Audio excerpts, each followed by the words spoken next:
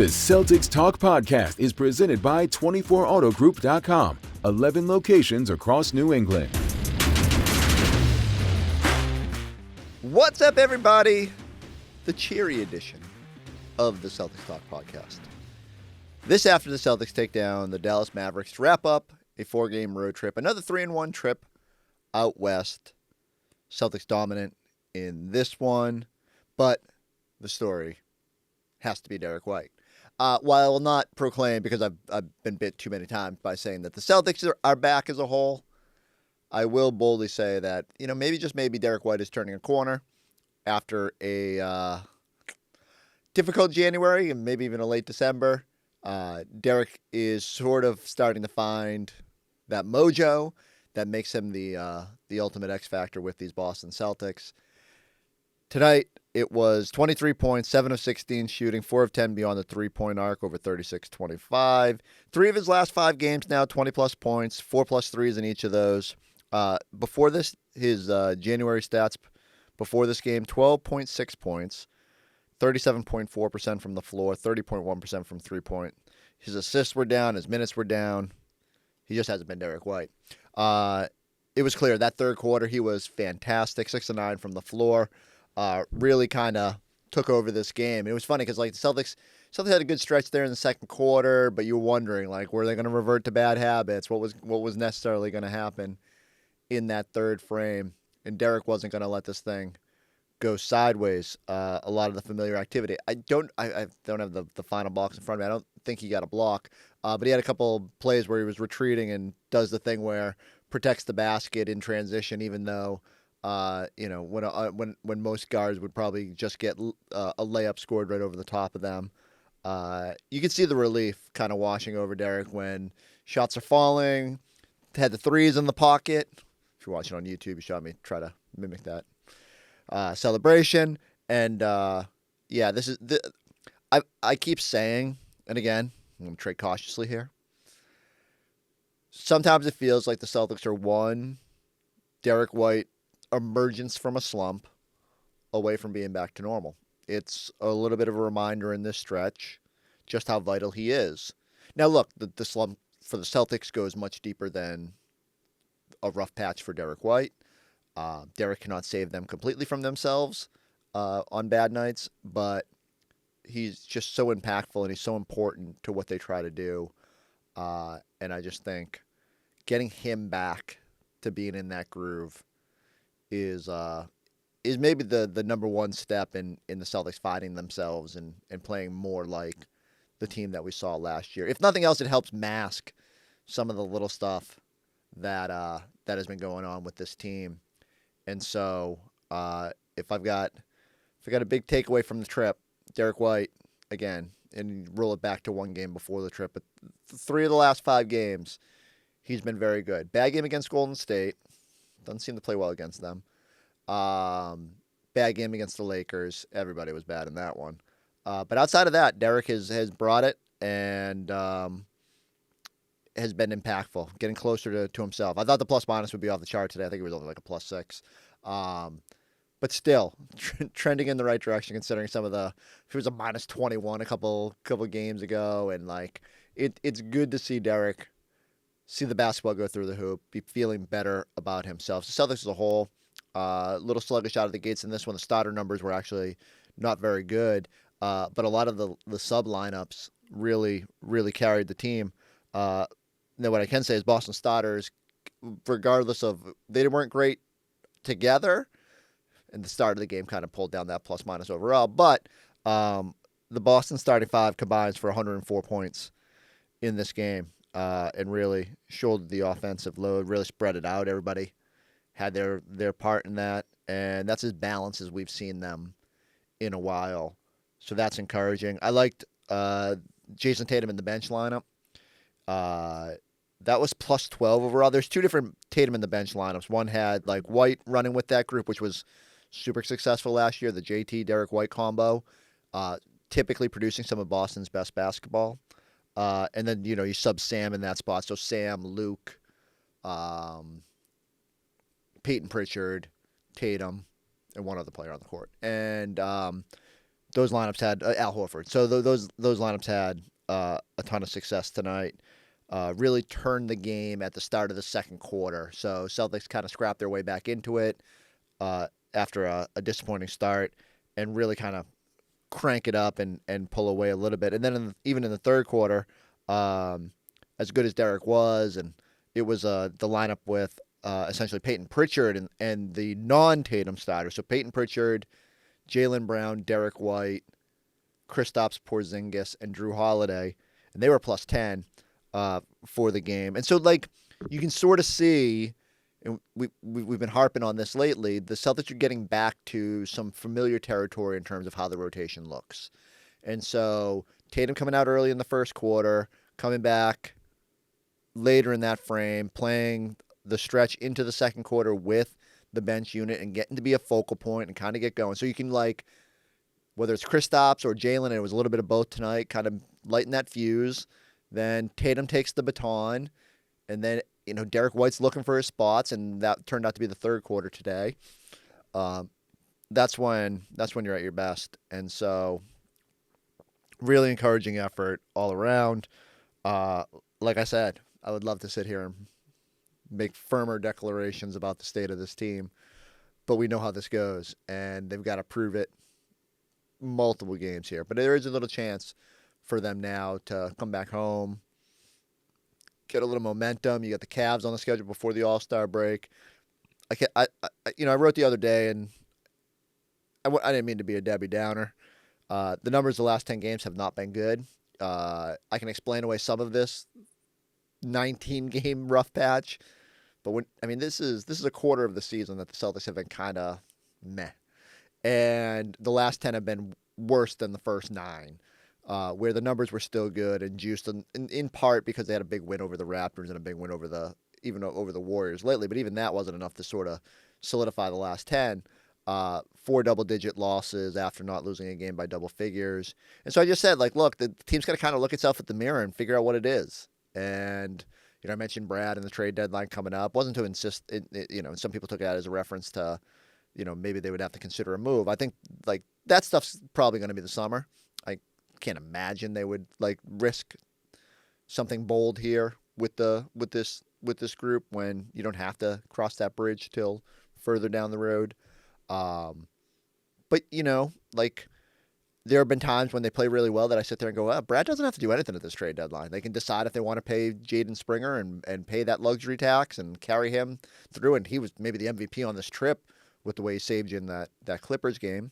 But, you know, does this group, if it continues to struggle, if it had struggled today, if it had struggled into the next 10 days, then I think Brad would have had to, like, you know, at least consider, you know, is this the right mix? Is there something wrong with this group this year? Is there something that's missing?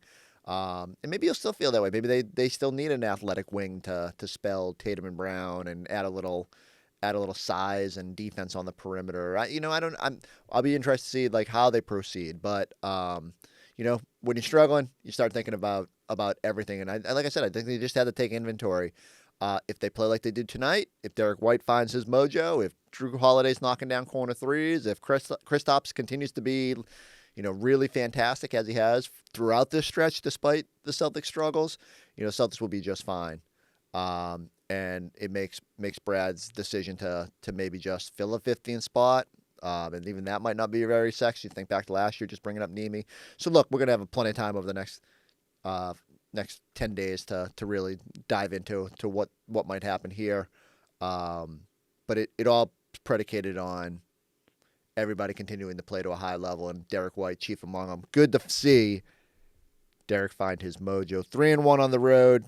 Still think it could have been a 4-0 trip. A little disappointing. Whether that Lakers game was a scheduled loss or not, the effort wasn't what it should have been. And 3-1 isn't the worst. So, like I said, 6-2 over the 2 trips west is a pretty good January. But there's work to do. Got to come home. We'll talk about the Rockets in a second. Cavs game, February 4th, I think that is looming. I think there's a Wemby game. Got another rematch with Dallas coming to Boston. So, got to keep that foot on the accelerator. Got to make it so that we have, like, more than 2 happy pods in a row. Don't make me temper my happiness on these on these nights. All right, here's more from our postgame show. The award-winning 24 Auto Group is the easy choice for your next car, truck, or SUV. 11 locations and over 2,000 new and pre-owned vehicles in stock. Shop the brands you know and love, backed by savings and service you can count on. Plus, buy 3 and get 1 free for all tire purchases, with 11 convenient locations across the South Shore of Massachusetts. 24 has the knack to save you more. Visit us in store or online at 24autogroup.com.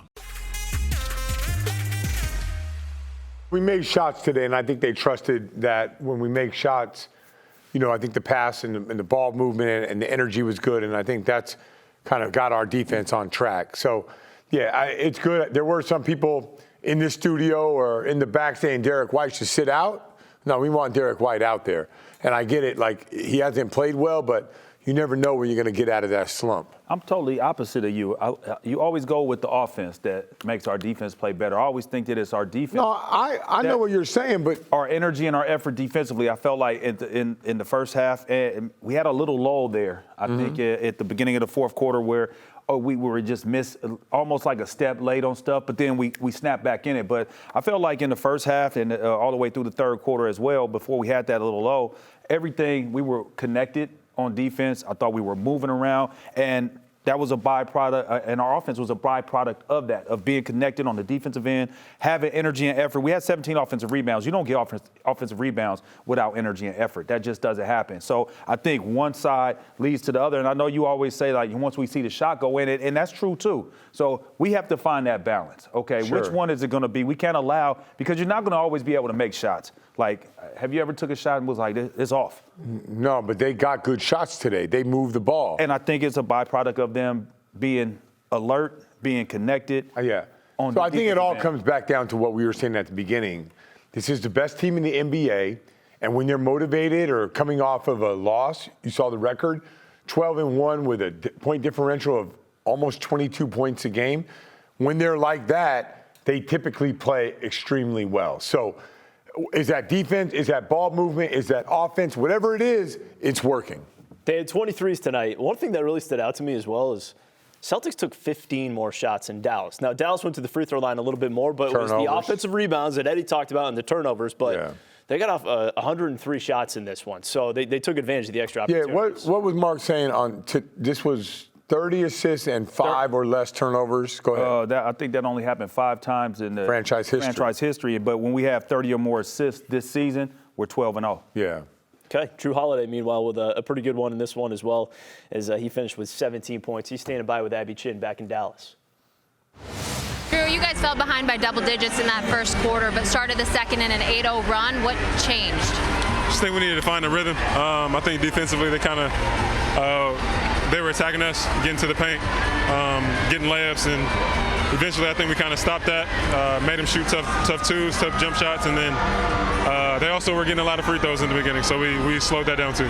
How were you guys able to find that offensive rhythm? Because you ended up with over 100 shots in this game and really were not deterred at all. I think we did a good job of ball movement, moving bodies, making plays with the pass. It makes the game a lot easier, so I think our ball movement today was great. How important was it for you guys to get this win, the NBA Finals rematch, but also coming off that Lakers loss?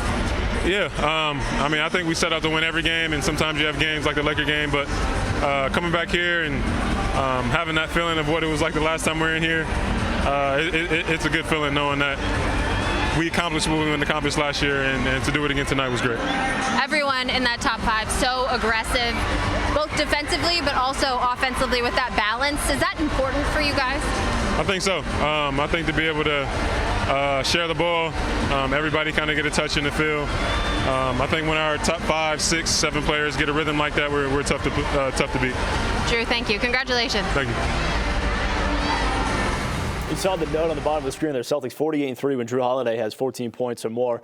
But again, let's go back to the second quarter because as Abby brought up, a slow start for this team. They got behind, and Eddie, I know that when we talked about it at halftime, you loved the Celtics defense in the second quarter, giving up just 20 points. Dallas did not score for 4+ minutes at the start of that second quarter. Yeah, and then to me, that spearheaded our offense. Then we were able to get out and we get stops, we turn them over. You try to play defense without fouling, and it seems like everybody had a little extra pep in their step, and then on top of that, sharing the basketball. We had 33 assists on 44 field goals. That means that ball was hopping around, that ball was moving around. People were turning down shots to passing up a good shot to get a great shot. And hey, look, KP running the floor. He could have went up with it, but what did he do? He looked in the corner, found Jrue Holiday for the shot, and then recognizing when you do have the mismatch, when KP has a little guy down there, we make sure we take advantage of that. Yeah, that was a great pass right there by White. And all these, it seems, not all, but most, they seem to be coming off of assists, moving the ball.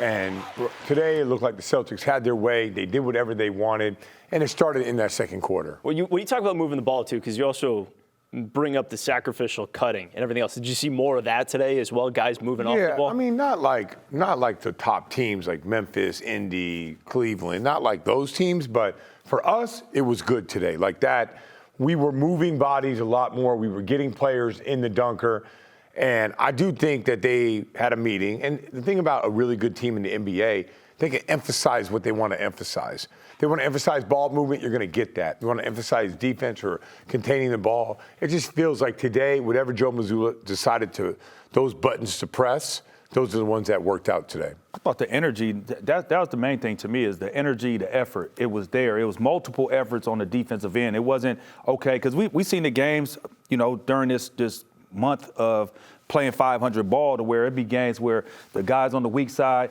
he doesn't come in, he doesn't get the chuck, he doesn't bounce back up top on the roll, on the pick and roll, and guys are just like hugged up to their guy. They weren't making the extra effort. I thought tonight was a fantastic job of everybody making the extra effort, but it all starts with having to guard your yard, and I thought they guarded their yard damn well tonight, and if they did have to have help, that help was there. Yeah. Let's talk a little Derrick White, because we brought him up off the top of the show, but to see him get going, especially in that third quarter, again, the 16 points in the third quarter alone, to see him get going, because he's kind of struggled of late, Scott. Yeah, but see, I think that Derrick White or predominant role players on this team are going to play well when we move the ball, but yeah, I think the third quarter was a true self of Derrick White. Like, I don't know how long it's been since I've seen that right-handed floater, and there was no hesitation in his shot today. He was playing with a ton of confidence, and it was the Derrick White that we got kind of used to the last couple of years. That's the thing that you said is key. You hit it right there. There was no hesitation.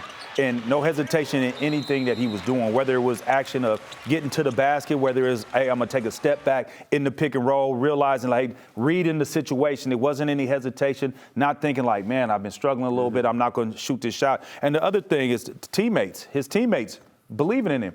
The worst thing is when you're going through a shooting slump and guys see you and they're like, oh, he ain't really making shots. I ain't really going to hit him off. But they were hitting him off. They were looking for him to make plays and looking for him to knock down shots. So, credit to his teammates still believing in him.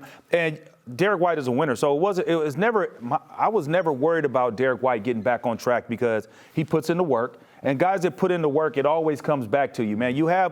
It's like this. The season's like this at times. It's only a few guys that are always here. That's always right there. And when they dip down, it's not a huge dip, so it's not recognizable. But when you're a role player and you have your opportunity, sometimes it's going to be up and downs. But he believed in his work. He trusted in his work. And I think Joe trusted him, the coaching staff, and his teammates. So at the end of the day, I never was worried about Derrick White ever snapping out of the little mini slump that he was in.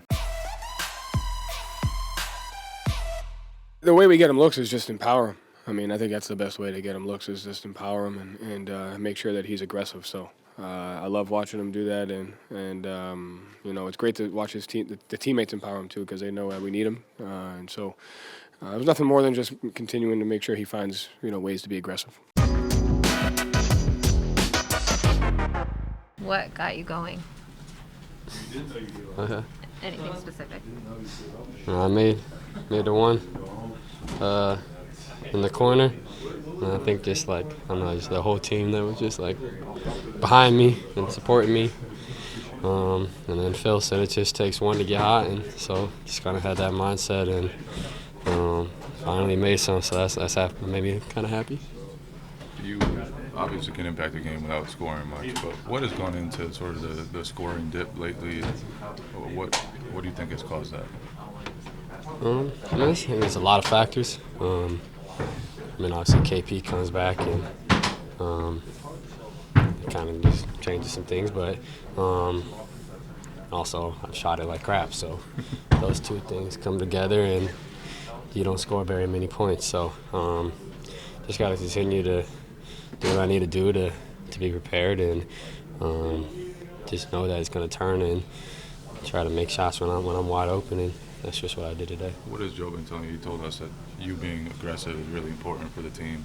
What has he kind of told you about just continuing to look for yours? Yeah, I mean, he just trusts that I'm going to make the right play and just kind of understand the flow of the game. And so, obviously, there's times I need to be aggressive, and there's times where I got to get the guys the ball. So, and he trusts that I'll find that balance. And, I mean, he's always supporting me. And, I mean, when I missed my first, 3 or 4, when I was going to time out, he just said, "I love you." So just things like that to just keep me going. What do you do to just break out of a slump? What do I do? Yeah.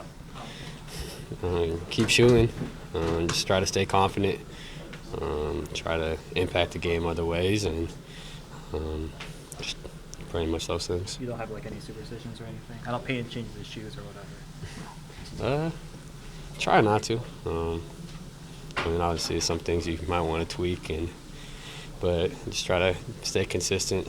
I mean, the stuff that I did when I was hot, it's the same stuff I was doing when I was cold. So just kind of understand this part of the process and try to stay consistent. You were on the injury report with a sore knee. Where are you at physically right now? I'm good. I mean, just kind of the grind of the season. But I'm good. Derrick, it felt like all the starters kind of had a stretch in this game. You guys all finished with 17 or more. What does it do when just kind of you're able to look to one guy to another throughout the course of the game? Yeah, it's big. I mean, every night could be somebody different, and I just think we each made big plays, and whatever the moment was, everybody just stepped up and made the play they needed to make, and so we got a lot of talent, and it's nice when we're all clicking like that. After the Lakers game, you kind of said, you didn't care about the loss. It seemed like you were more optimistic about the way things have gone after the road trip. Where do you think you guys are, and kind of trying to get back to playing consistent better?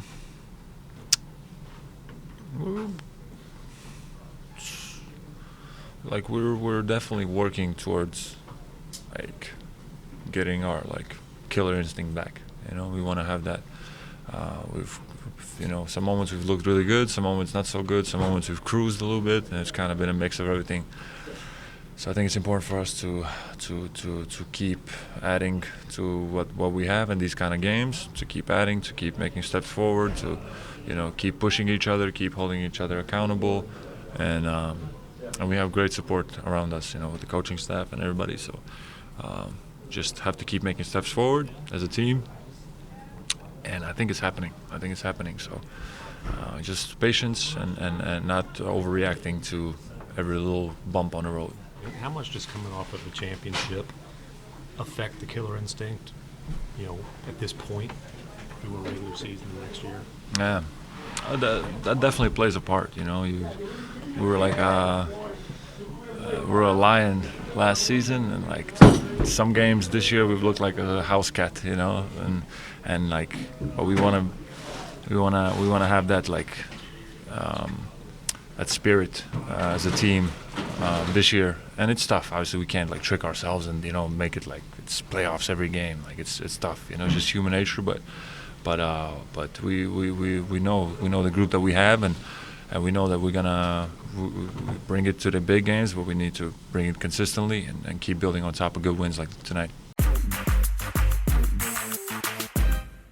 All right, next up, Celtics host the Houston Rockets on Monday night, back at TD Garden. Haven't played a whole lot of games there here in January. Rockets are in action right now, going up against the Cavs. That was still early in a close game there. We all know after the visit there, the Celtics. That was one of the Celtics' more encouraging victories of the month. I was trying to find the right adjective for that. Coming off the Minnesota game, going to Houston, felt like a scheduled loss, and the Celtics brought the energy.